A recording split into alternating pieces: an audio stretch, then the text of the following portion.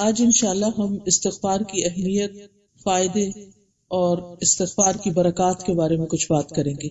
سب سے پہلی بات تو یہ ہے کہ ہم سب انسان بھولنے والے ہیں، خطا کار ہیں، اللہ کے حق میں، بندوں کے حق میں کوتاہی کرنے والے ہیں۔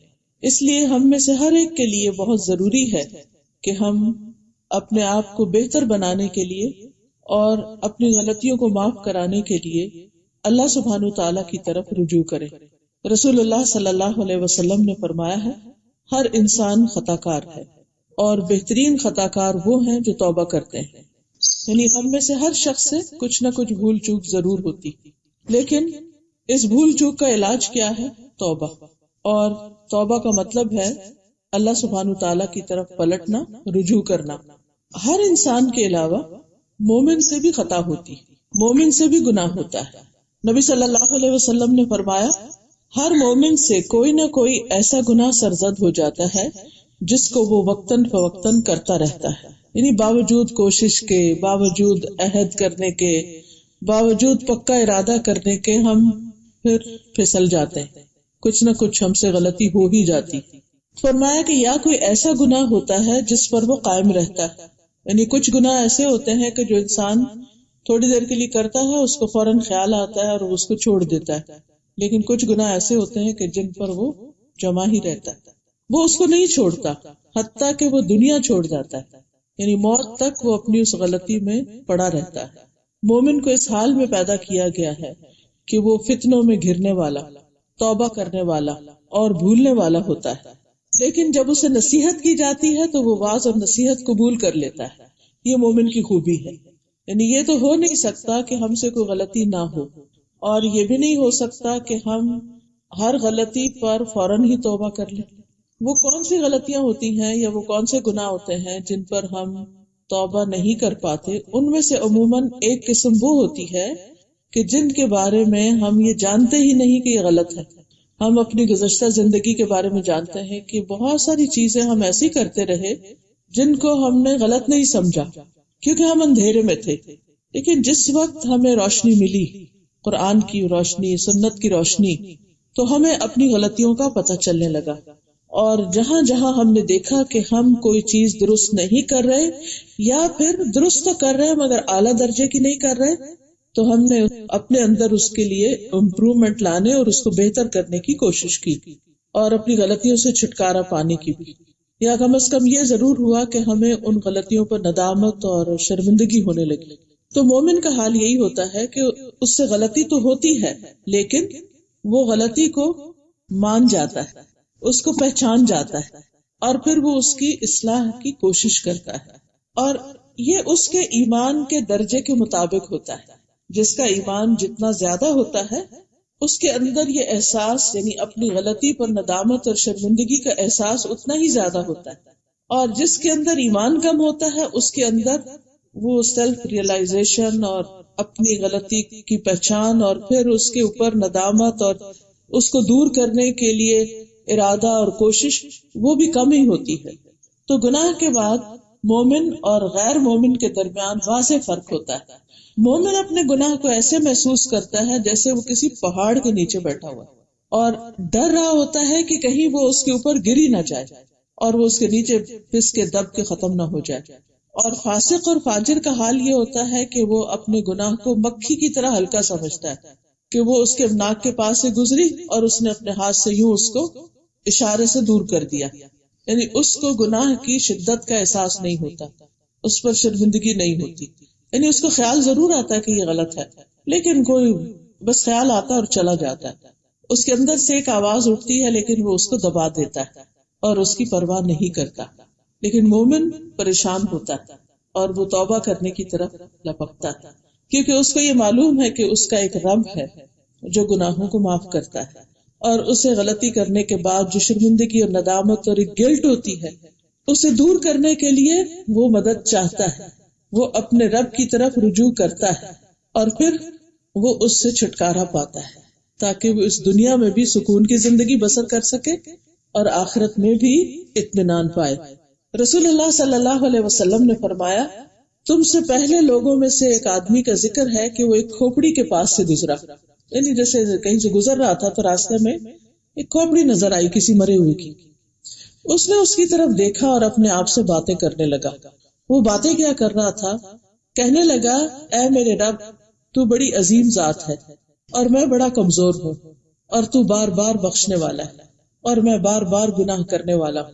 پھر وہ اللہ کے سامنے سجدے میں گر پڑا تو ایک غیبی آواز آئی. اسے کہا گیا کہ اپنا سر اٹھاؤ، اس سجدے سے اوپر کرو، اور کہا گیا کہ تو بار بار گناہ کرنے والا ہے اور میں بار بار بخشنے والا ہوں. تو اس نے اپنا سر اٹھایا اور اللہ نے اس کو بخش دیا.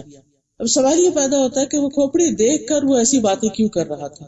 ہم سب جانتے ہیں کہ ہم جتنا بھی غافل رہیں، موت کو بھولے رہیں، لیکن اگر قبرستان کے پاس سے گزر دو تو سوال ہی پیدا نہیں ہوتا کہ ہمیں اپنی موت یاد نہ آئے، اپنا مرنا یاد نہ آئے اور اپنی قبر یاد نہ آئے. اسی طرح اگر کسی کی میت پر جائیں تو وہاں بھی لازماً اس کو دیکھ کر، میت کو دیکھ کر یا کفن کو دیکھ کر یا اور اسی طرح کی چیزیں جو ہے متعلقہ اس کو دیکھ کر ضرور یاد آتی ہے اپنی موت. اگر ریئل میں نہ بھی دیکھے، کوئی ویڈیو کلپ دیکھ لے یا کوئی ایسا میسج پڑھ لے جس میں موت کا ذکر ہو تو خیال آتا ہے. اسی طرح اس شخص کے اوپر یہ کیفیت کیوں طاری ہوئی اس کھوپڑی کو دیکھ کر؟ آپ نے ویسے بھی دیکھا ہوگا کہ کھوپڑی کی تو اگر تصویر بھی دیکھ لی جائے تو ایک ہیبت آتی، ایک خوف سا آتا ہے نا، کیونکہ ساری سکن اتر چکی ہوتی، آنکھیں نہیں ہوتی، ہونٹ نہیں ہوتے، کوئی کچھ نہیں ہوتا، تو وہ ایک ڈراؤنی سی چیز ہوتی. تو ایسی چیزیں انسان کے دل کو نرم کرتی، اس کو اپنی موت یاد دلاتی. اور انسان جب ایسی کیفیت میں اپنے رب کی طرف رجوع کرتا ہے تو بڑا سچا رجوع کرتا ہے. اس کے دل کے اوپر ایک خاص قسم کی کیفیت گزرتی اور وہ اندر سے پگھل جاتا ہے اور پھر وہ حقیقی معنوں میں اپنے رب کو پکارتا ہے. اس شخص کا بھی حال یہی تھا اور یہ ندامت کے مارے اپنے گناہوں کو دیکھتے ہوئے شرمندگی کے مارے گر پڑا اور سجدے میں پڑ گیا اور پھر اللہ سے باتیں کرنے لگا. تو اللہ سبحانہ تعالیٰ نے اس کے اس عمل کی وجہ سے اس کو بخش دیا. تو اس سے یہ بات پتہ چلتی ہے کہ انسان تو گناہگار ہے ہی، لیکن رب بہت غفار ہے، بہت زیادہ بخشنے والا ہے. اس لیے انسان سے چھوٹا گناہ ہو یا بڑا گناہ ہو کبھی بھی اسے مایوس نہیں ہونا چاہیے اور اپنے رب کی طرف رجوع کرتے رہنا چاہیے، تاکہ دنیا سے جب انسان جائے تو بالکل پاک صاف ہو کر جائے. حدیث سے ہمیں یہ بھی پتہ چلتا ہے کہ استغفار کا کرنا اللہ تعالیٰ کو پسند ہے اور اللہ سبحانہ تعالیٰ ہمیں اس کی ترغیب بھی دیتے، شوق دلاتے ہیں. ابو ہریرہ رضی اللہ عنہ سے مروی ہے کہ رسول اللہ صلی اللہ علیہ وسلم نے فرمایا، اس ذات کی قسم جس کے قبضے میں میری جان ہے، اگر تم گناہ نہ کرتے تو اللہ تمہیں لے جاتا اور ایسی قوم لے آتا جو گناہ کرتے، پھر اللہ سے مغفرت طلب کرتے تو اللہ تعالیٰ انہیں معاف کر دیتا.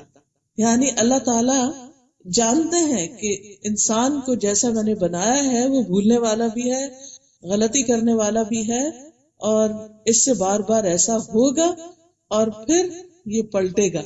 تو غلطی تو ہوگی، انسان راستہ بھولے گا، لیکن کہتے ہیں نا صبح کا بھولا شام کو گھر آ جائے تو اس کو بھولا نہیں کہتے.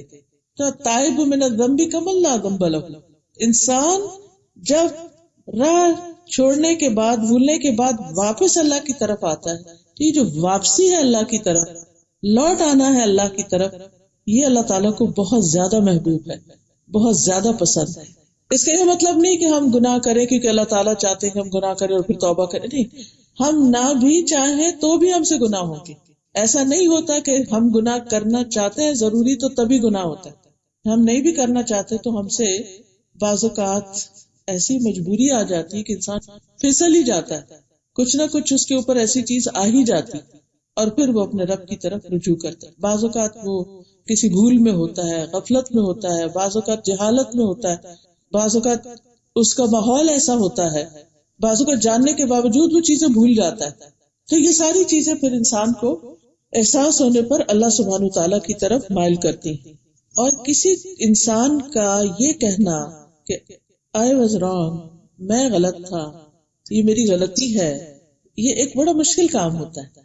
اور انسان جب اپنی اس مشکل پہ قابو پا لیتا ہے، اپنی غلطی کو مان لیتا ہے، تو یہ جو ماننا ہے اس کی وجہ سے پھر وہ اللہ تعالیٰ کے قریب ہو جاتا ہے. قرآن مجید میں اللہ تعالیٰ فرماتے ہیں افلا یتوبون الی اللہ ویستغفرونہ، کیا وہ اللہ کے حضور توبہ نہیں کریں گے اور اس سے بخشش نہیں مانگیں گے. واللہ غفور رحیم، حالانکہ اللہ بخشنے والا اور رحم کرنے والا ہے. یعنی اللہ سبحانہ تعالیٰ اس بات کی دعوت دیتے ہیں کہ آؤ اور مجھ سے بخشش طلب کرو. ہم جتنے بھی انبیاء علیہ السلام ہیں ان کی زندگیوں کو دیکھتے ہیں تو ہمیں یہ نظر آتا ہے کہ وہ تمام انسانیت کے اعلیٰ درجے پر ہوتے ہوئے عام انسانوں سے، مومنوں سے بلند مقام رکھتے ہوئے بھی اپنے رب کی طرف رجوع کرتے ہیں اور ہر موقع پر رجوع کرتے ہیں. ہم سب جانتے ہیں کہ آدم علیہ السلام جو ہم سب کے باپ ہیں، ان سے جب بھول ہوئی تھی تو انہوں نے کیا کیا؟ انہوں نے فَتَلَقَّى آدَمُ مِن رَبِّهِ كَلِمَاتٍ فَتَابَ عَلَيْهِ إِنَّهُ هُوَ التَّوَّابُ الرَّحِيمُ.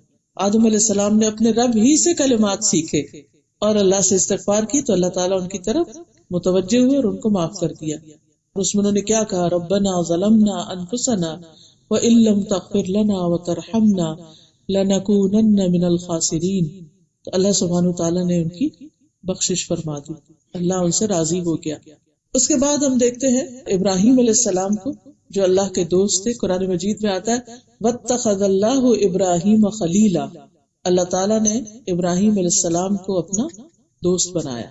اللہ کو کسی دوست کی ضرورت نہیں، لیکن یہ ان کو عزت بخشی ان کی قربانیوں کی وجہ سے اور ان کو دوست کہا اور خلیل کہا.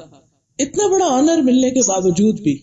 اور پھر ایک اور جگہ پر آتا ہے انی جاعلک للناس اماما، میں تجھے سب لوگوں کا امام بنانے والا. اسی طرح کچھ اور انعامات بھی ابراہیم علیہ السلام پر ہوئے، ان کی دعائیں قبول ہوئیں. لیکن ان کی عاجزی اور انکساری کا حال دیکھیے کہ کس طرح وہ اپنے رب سے استغفار کرتے ہیں، توبہ کرتے ہیں. وہ کہتے ہیں والذی اطمع ان یغفر لی خطیئتی یوم الدین، وہ ذات جس سے میں توقع رکھتا ہوں کہ قیامت کے دن میری خطائیں معاف کر دے گا. یعنی انہیں بھی اپنی خطاؤں کا احساس ہے.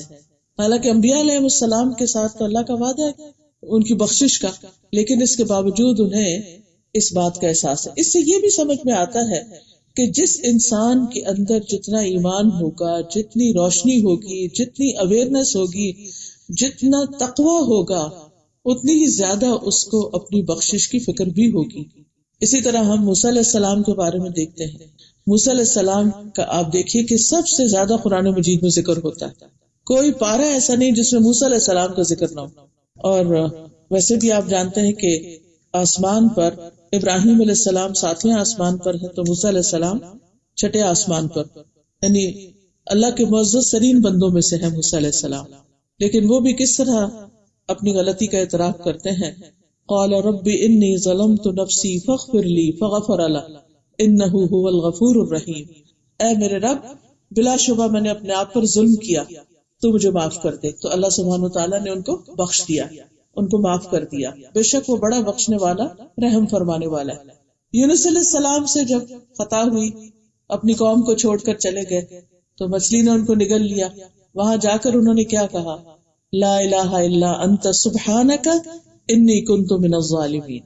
تو اللہ سبحانہ تعالیٰ نے ان پر رحم فرما دیا. ونجیناہ من الغم وکذالک ننجی المؤمنین. ہم نے ان کو غم سے نجات دی اور مومنوں کو بھی ایسے ہی دیتے ہیں. اسی طرح داؤد علیہ السلام کے بارے میں آتا ہے سورہ صاد میں وظن داؤد انما فتناہ فاستغفر ربہ وخر راکعا واناب. داؤد علیہ السلام کو اس بات کا خیال آیا کہ دراصل ہم نے ان کی آزمائش کی ہے، تو انہوں نے اپنے رب سے معافی مانگ لی اور وہ رکوع میں گر گئے. خر راکعا واناب، اور اللہ کی طرف انہوں نے رجوع کر لیا.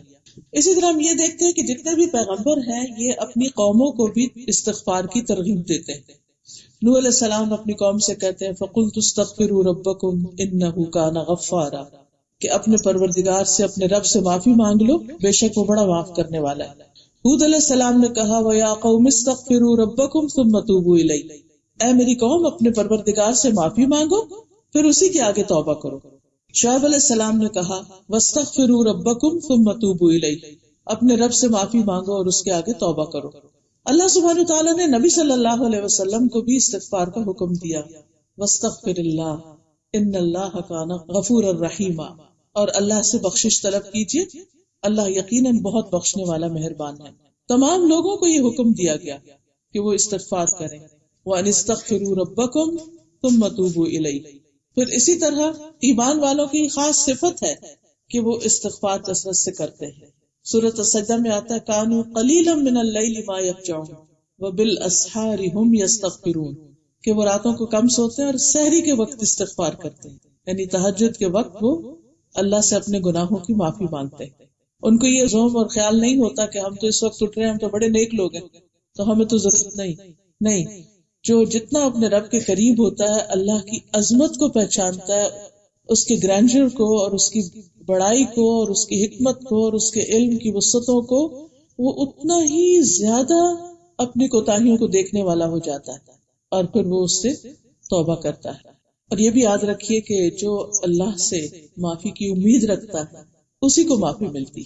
یہ نہیں کبھی بھی سوچنا چاہیے کہ میری تو معافی ہو نہیں سکتی، میرا گناہ نہیں معاف ہو سکتا، مجھے نہیں اللہ بخشے گا.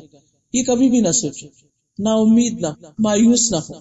رسول اللہ صلی اللہ علیہ وسلم نے فرمایا، اللہ تبارک و تعالیٰ فرماتا ہے، اے ابن آدم، جب تک تو مجھے پکارے گا اور مجھ سے پر امید رہے گا میں تجھے بخشتا رہوں گا. جو بھی کوئی گناہ ہوں گے ان کی میں کوئی پرواہ نہیں کروں گا.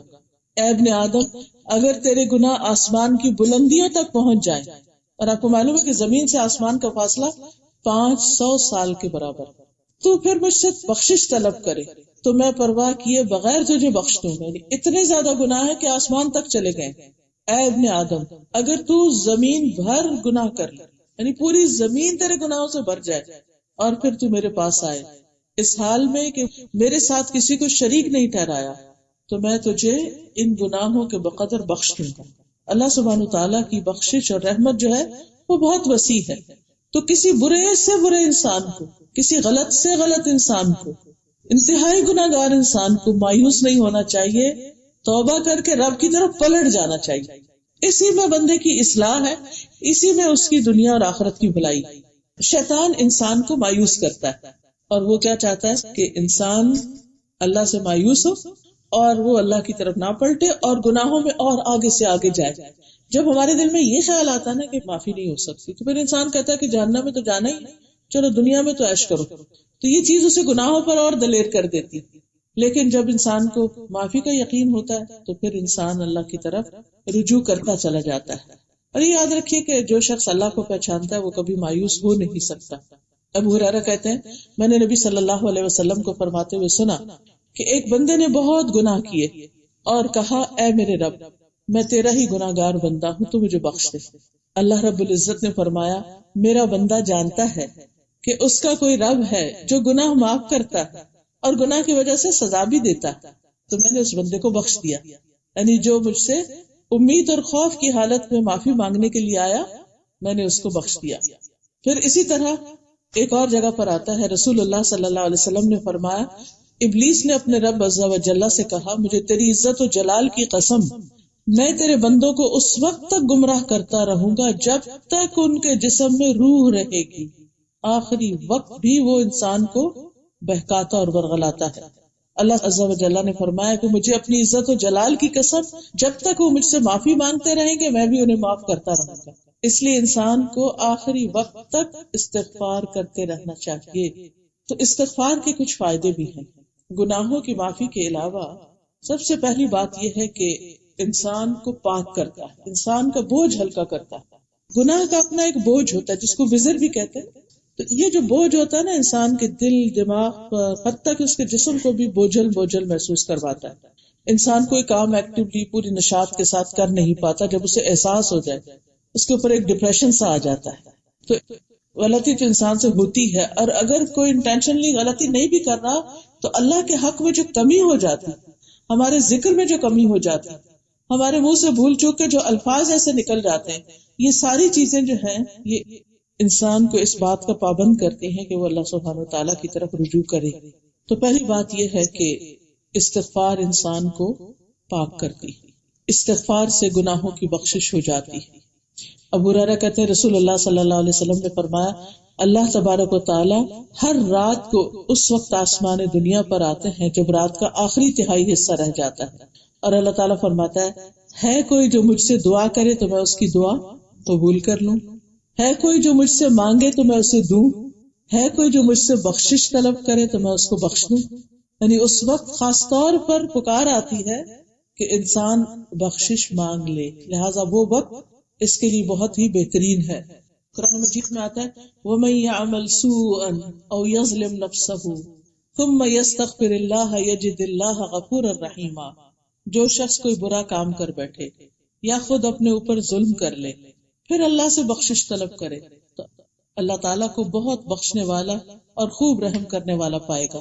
مومنوں کے بارے میں آتا ہے وَالَّذِينَ إِذَا فَعَلُوا فَاحِشَةً أَوْ ظَلَمُوا أَنفُسَهُمْ ذَكَرُوا اللَّهَ فَاسْتَغْفَرُوا لِذُنُوبِهِمْ وَمَن يَغْفِرُ الذُّنُوبَ إِلَّا اللَّهُ وَلَمْ يُصِرُّوا عَلَى مَا فَعَلُوا وَهُمْ يَعْلَمُونَ۔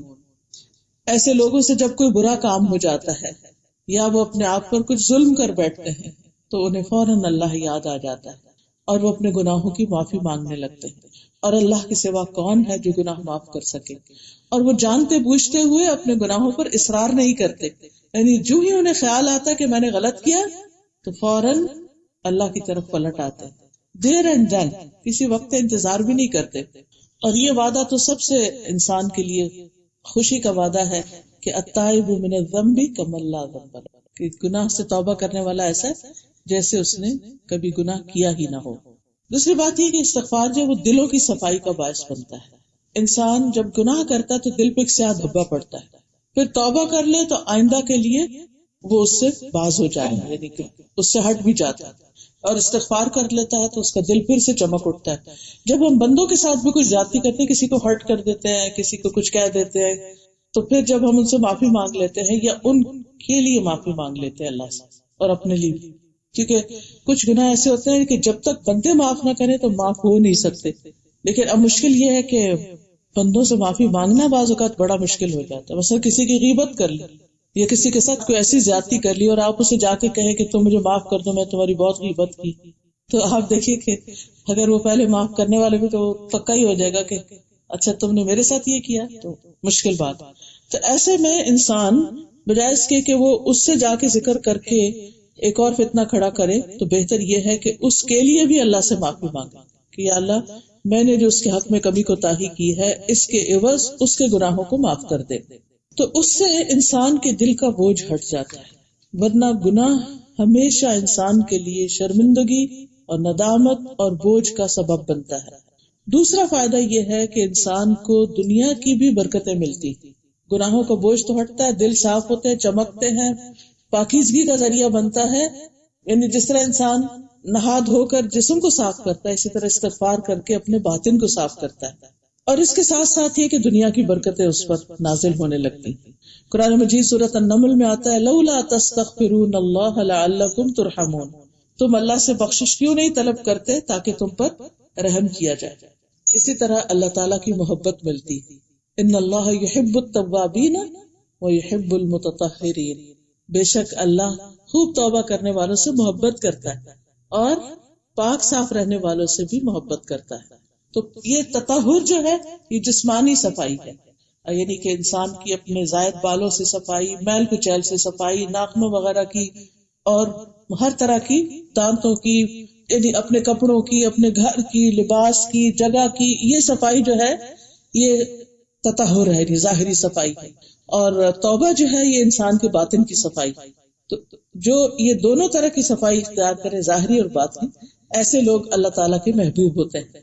اسی طرح انسان کو کامیابیاں بھی ملتی ہیں، یعنی اگر کسی بھی پروجیکٹ میں، کسی بھی کام میں انسان کو نقصان ہو رہا ہے، پیچھے جا رہا ہے، تو اس کو چاہیے کہ خاص طور پر استغفار کرے۔ اللہ تعالیٰ فرماتے ہیں وَتُوبُوا إِلَى اللَّهِ جَمِيعًا أَيُّهَا الْمُؤْمِنُونَ لَعَلَّكُمْ تُفْلِحُونَ، تم سب اللہ کے حضور توبہ کرو اے مومنو تاکہ تم فلاح پاؤ، کامیاب ہو جاؤ۔ یعنی جہاں بھی انسان کو کوئی ناکامی ہو رہی ہے، کہیں وہ پیچھے رہ رہا ہے، کوئی مشکل آ رہی ہے، تو وہیں پر استغفار شروع کر دے۔ پھر اللہ کا وعدہ ہے کہ اللہ تعالیٰ ایسے بندوں کو، استغفار کرنے والوں کو دنیا کا بھی اچھا سامان عطا کرے گا۔ سورۃ ہود آیت 3 میں آتا ہے وَأَنِ اسْتَغْفِرُوا رَبَّكُمْ ثُمَّ تُوبُوا إِلَيْهِ يُمَتِّعْكُمْ مَتَاعًا حَسَنًا إِلَىٰ أَجَلٍ مُّسَمًّى وَيُؤْتِ كُلَّ ذِي فَضْلٍ فَضْلَهُ، اور یہ کہ تم لوگ اپنے رب سے اپنے گناہ معاف کراؤ، پھر اس کی طرف متوجہ رہو، تو تمہیں ایک مقرر وقت تک اچھا سامان زندگی دے گا۔ یہ سامان زندگی اس دنیا کا سامان، یعنی اگرچہ ہماری نظر آخرت پر ہونی چاہیے، لیکن دنیا میں رہنے کے لیے بھی انسان کو سامان دنیا چاہیے ہوتا ہے، اور اگر وہ صحیح ہو، درست ہو، تو اس سے زندگی آسان ہو جاتی ہے، اور اگر وہ نہ ہو تو انسان محتاج ہوتا ہے اور اس کے بہت سے کام رک جاتے ہیں۔ فرمایا یمتعکم متاعا حسنا الی اجل مسمی ویؤتی کل ذی فضل فضلا، اور ہر زیادہ عمل کرنے والے کو زیادہ ثواب دے گا۔ ذی فضل سے مراد یہاں وہ لوگ جو زیادہ سے زیادہ اللہ کو راضی کرتے ہیں، اچھے اچھے کام کرتے ہیں، تو ان کا اجر اور زیادہ بڑھا دے گا۔ پھر اسی طرح رزق، مال اور اولاد میں برکتیں اور اس میں اضافہ۔ ہر دوسرا بندہ ان میں سے کسی نہ کسی چیز کے لیے پریشان، یا تو رزق کے لیے یا رزق حلال کے لیے، اسی طرح اولاد کے لیے، اولاد نہیں ہے تب پریشانی، اولاد ہے تو اس کی تربیت کی پریشانی۔ پھر اسی طرح جو لوگ کھیتی باڑی وغیرہ کرتے ہیں اور اس طرح کے زراعت کے پیشے سے منسلک ہیں تو انہیں اس اعتبار سے باغوں وغیرہ کی۔ تو اللہ تعالیٰ فرماتے سورۃ نوح میں فَقُلْتُ اسْتَغْفِرُوا رَبَّكُمْ إِنَّهُ كَانَ غَفَّارًا يُرْسِلِ السَّمَاءَ عَلَيْكُمْ مِدْرَارًا وَيُمْدِدْكُمْ بِأَمْوَالٍ وَبَنِينَ وَيَجْعَلْ لَكُمْ جَنَّاتٍ وَيَجْعَلْ لَكُمْ أَنْهَارًا۔ تو میں نے کہا اپنے رب سے معافی مانگ لو، یقیناً ہمیشہ سے بہت معاف کرنے والا ہے، وہ تم پر بہت برستی ہوئی بارش اتارے گا، اور وہ مالوں اور بیٹوں کے ساتھ تمہاری مدد کرے گا، اور تمہیں باغات عطا کرے گا، تمہارے لیے نہریں جاری کر دے گا، یعنی خوب وافر مقدار میں پانی بھی ملے گا۔ تو دنیاوی نعمتیں بھی، یعنی پانی ہوگا تو فصلیں اگیں گی تو مال آئے گا، اور ویسے بھی مال اور اولاد، یعنی ہر طرح کی گروتھ اور نشو نما اور بہتری اور بھلائی انسان کو نصیب ہوگی۔ تو اس لیے انسان کو شعوری طور پر استغفار کرنا چاہیے۔ پھر اسی طرح آپ دیکھیے کہ ہر گناہ جو ہوتا ہے وہ اپنے کچھ نتائج رکھتا ہے۔ یہ نہیں ہو سکتا کہ انسان گناہ کرے اور پھر یہ کہ کچھ نہیں ہوتا۔ ہم یہ سوچتے ہیں کچھ نہیں ہوتا، خیر ہے، کوئی بات نہیں۔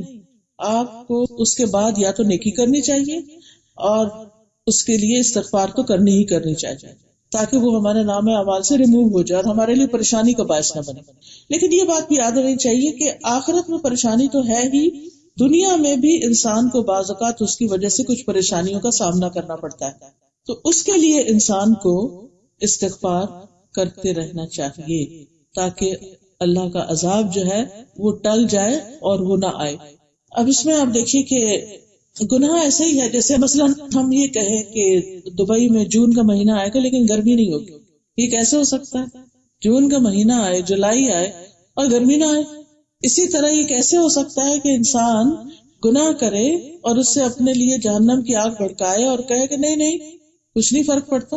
نہیں، گناہ سے فرق تو ضرور پڑتا ہے، یعنی اس کے اپنے کانسیکوینسز ہیں ہی ہیں، ان سے بچنے کے لیے استغفار کی ضرورت ہے ہمیں۔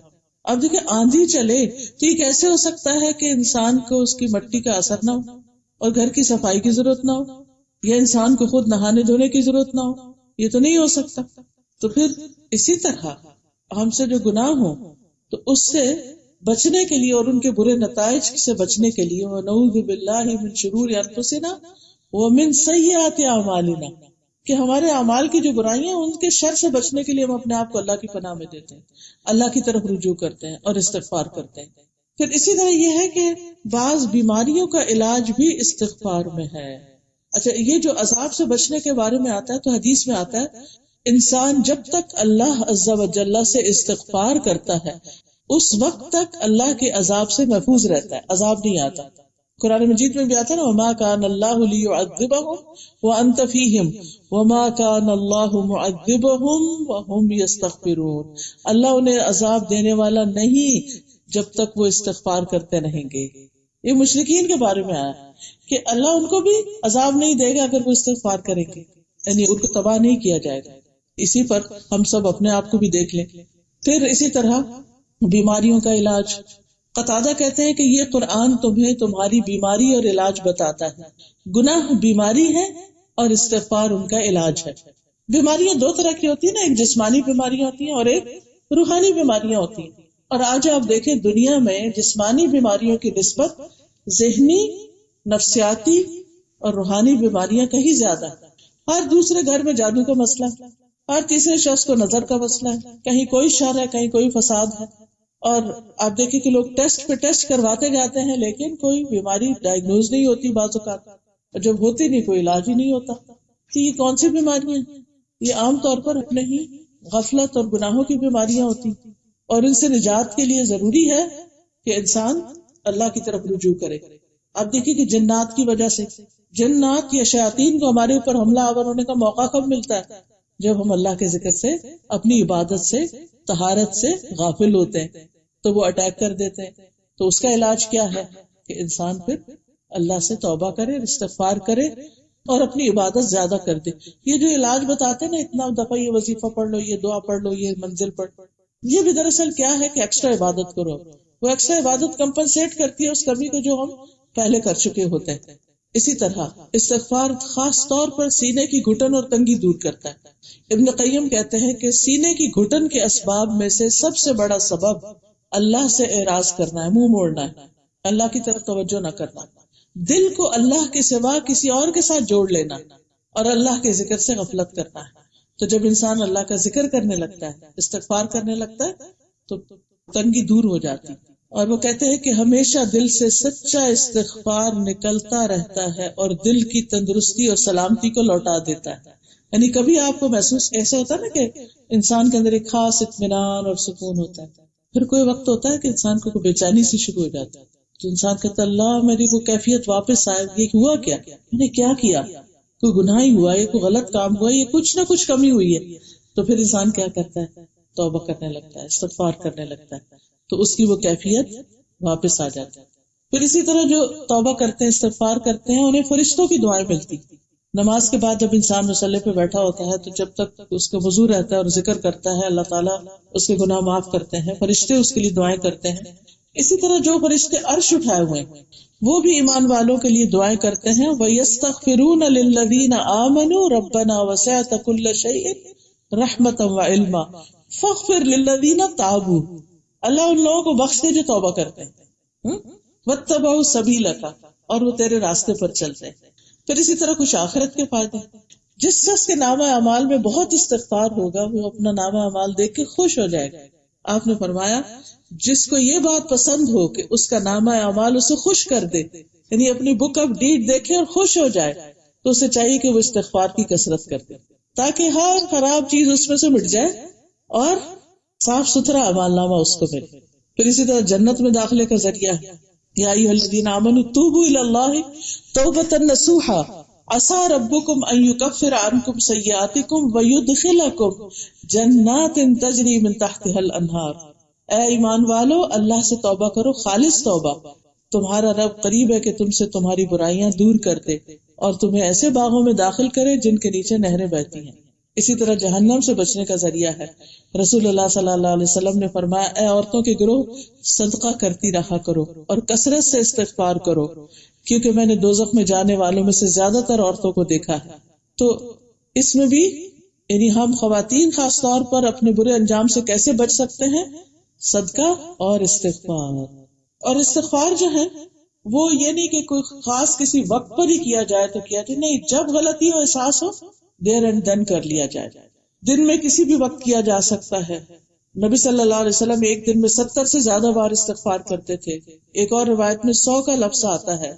پھر اسی طرح ہم دیکھتے ہیں کہ جب ہمارے دن رات کے کام ہوتے ہیں اس میں کئی دفعہ ہم استغفار کرتے ہیں، جیسے نماز شروع کرتے ہیں اور اس میں جو دعائیں ہیں اس میں بھی استغفار کا ذکر آتا ہے، رکوع میں استغفار آتا ہے، اللہم اغفر لی ذنبی کلہ دقہ وجلہ اولہ وآخرہ علانیتہ وسرہ۔ دو سجدوں کے بیچ میں نبی صلی اللہ علیہ وسلم پڑھتے تھے رب اغفر لی رب اغفر لی، پھر اسی طرح اللہم اغفر لی وارحمنی واہدنی وعافنی، پھر تشہد میں، پھر سلام پھیرنے کے بعد، سلام سے پہلے کی جو دعا ہے رب انی ظلمت نفسی، پھر کسی مجلس میں بیٹھ کر استغفار کرنا، پھر نیکی کے کاموں کے بعد بھی، جیسے نماز کے بعد ہم کیا کرتے ہیں سلام پھیر کر استغفر اللہ استغفر اللہ استغفر اللہ۔ پھر اسی طرح یہ ہے کہ کچھ کام ایسے ہیں کہ جن کو کرنے سے انسان کے گناہ معاف ہوتے ہیں، مثلا اسلام قبول کرنا، نو مسلم کے سارے پچھلے گناہ معاف ہو جاتے ہیں، اچھی طرح وضو کرنا، فرض نماز کی ادائیگی، جمعہ کی نماز کی ادائیگی، تہجد کی ادائیگی، توبہ کی نماز پڑھنا خاص طور پر، عمرہ کرنا، حج کرنا، حجر اسود اور رکن یمانی کو چھونا، صدقہ کرنا، مجالس ذکر میں شرکت، اچھی مجلسوں میں شرکت۔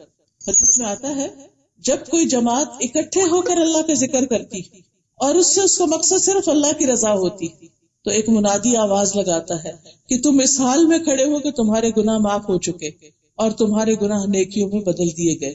پھر رمضان اور لیلۃ القدر. پھر بیماری کی حالت میں جب بندہ اللہ کی تعریف کرتا ہے تو اس کے گناہ معاف ہونے شروع ہو جاتے ہیں. پھر راستے سے تکلیف دہ چیز ہٹا دینا، سبحان اللہ، یہ بھی گناہوں کے معافی کا ذریعہ ہے. پھر نماز کے لیے پیدل چل کے جانا اچھی طرح وضو کرنے کے بعد، ایک نماز کے بعد دوسری نماز کا انتظار کرنا، یہ انتظار کرنا ایک طرح سے استغفار ہے خاموش. پھر نماز کے بعد کی تسبیحات 33 دفعہ سبحان اللہ، 33 دفعہ الحمدللہ اور 34 مرتبہ اللہ اکبر، یا پھر 33 بار اللہ اکبر اور لا الہ الا اللہ وحدہ لا شریک لہ لہ الملک ولہ الحمد وہو علی کل شیء قدیر. جو شخص ہر نماز کے بعد یہ عمل کرتا ہے اس کے سارے گناہ معاف کر دیے جاتے ہیں، چاہے وہ سمندر کی جھاگ برابر ہی کیوں نہ ہو. اسی طرح دن میں 100 بار سبحان اللہ و بحمدہ پڑھنا. پھر اسی طرح لا الہ الا اللہ واللہ اکبر والحمد للہ وسبحان اللہ ولا حول ولا قوۃ الا باللہ پڑھنا. تو یہ بھی پڑھنا جو ہے یہ انسان کے گناہوں کو معاف کرنے کا ذریعہ ہے. پھر استغفار کے جتنے بھی ورژن ہیں، میرے خیال ہے آپ کارڈ لائی ہیں استغفار کے، یہ پنک کارڈ ہیں، ان میں قرآن کی آیات اور احادیث کے ذریعے جو استغفار کی دعائیں ہمیں ملتی ہیں ان کا ذکر ہے اس میں. اور اگر انسان تہجد کے وقت اسی کو پڑھ لے تو اس سے یہ تھا کہ سارے ہی ایک طرح سے دعائیں اس میں آ جاتی ہیں. پھر اسی طرح 100 بار دن میں سبحان اللہ پڑھنا. پھر اپنے لیے استغفار کرنا اور دوسروں کے لیے کرنا. جب ہم دوسروں کے لیے استغفار کرتے ہیں تو اس کا فائدہ ہمیں پہنچتا ہے، ان کو بھی پہنچتا ہے اور ہمیں بھی پہنچتا ہے. اس لیے یہ پڑھنا چاہیے ربنا اغفر لی ولوالدی وللمؤمنین یوم یقوم الحساب. پھر زندوں کے لیے بھی اور فوت شدہ کے لیے خاص طور پر. نبی صلی اللہ علیہ وسلم جب میت کو دفن کر چکتے تھے تو کچھ دیر پاس ٹھہرتے اور فرماتے اپنے بھائی کے لیے استغفار کرو اور اس کی ثابت قدمی کی دعا کرو کیونکہ اب اس سے سوال ہوگا.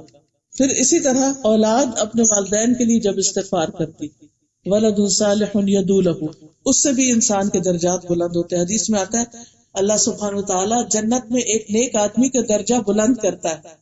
تو پوچھتا ہے کہ اے میرے رب، میرے درجے کہاں سے آئے؟ تو اسے اللہ تعالیٰ فرماتے ہیں تیرے حق میں تیری اولاد کی استغفار کی برکت سے، یعنی اس نے تیرے لیے بخشش کی دعا کی تو تیرا درجہ بلند ہو گیا. تو ان دعاؤں کو ہمیں یاد بھی کر لینا چاہیے، ورنہ یہ ہے کہ دیکھ کے پڑھنا جو ہے وہ بھی بہت فائدہ مند ہے. تو یہ تھی کچھ فائدے استغفار کے. ٹھیک، سبحانک اللہم و بحمدک اشہد ان لا الہ الا انت استغفرک و اتوب الیک. السلام علیکم و رحمۃ اللہ وبرکاتہ.